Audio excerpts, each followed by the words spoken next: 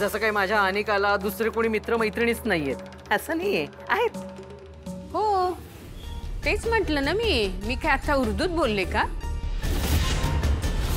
माझ्या माहितीप्रमाणे अनिकाला फक्त 3-4 मित्रमैत्रिणी आहेत.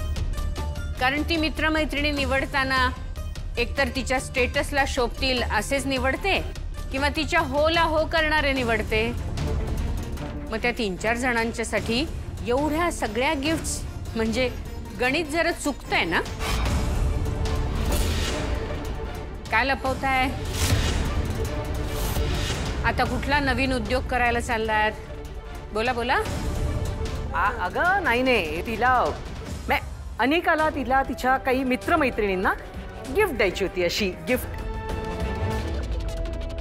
आणि बहिणी तूच म्हणतेस ना माणसाने कसा दानधर्म करावा माणसाने. मग हे काय दानधर्मच तर करते एवढंच. अच्छा असं का? पण नक्की काय ते ठरवा. दानधर्म करायचा आहे अनिकाला का गिफ्ट द्यायचे? कारण दोन्हीमध्ये फरक असतो. दानधर्म करतो आपण ते पुण्य कमावण्यासाठी, त्यावेळेला कुठलाही स्वार्थ मनात नसतो. पण अनिका गिफ्ट देणार म्हणजे त्या पाठीमागे तिचा काहीतरी उद्देश असणार, तिचा कुठला तरी स्वार्थ असणार. हो ना? अरे काय वहिनी तू ना म्हणजे कधीतरी असं काही,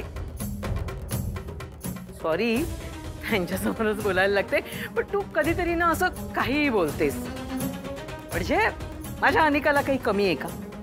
कुठल्याच गोष्टीची कमतरता नाहीये, सगळं आहे तिच्याकडे. म्हणजे बंगला आहे, गाडी आहे, पैसा आहे, मोबाईल आहे, सगळं तर आहे ना. तिला काय कमतरता आहे कुठल्या गोष्टींची? GS होण्यासाठी वोट्स,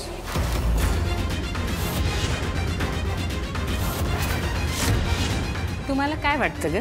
मी इतर कामात बिझी असते म्हणून इथे काय चाललंय ते मला कळत नाही का?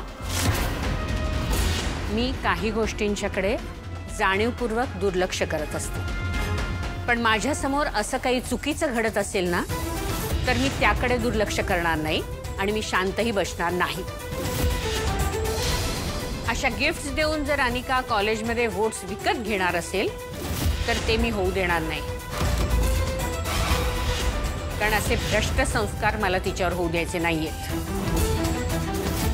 आधीच ती हाताबाहेर होत चालली आहे, त्यात हे असलं काहीतरी भरवा तिच्या डोक्यात म्हणजे ती आणखीन बिघडू दे. रागिणी अगं आई आहेस ना तू तिची, तुला काहीच कसं वाटत नाही.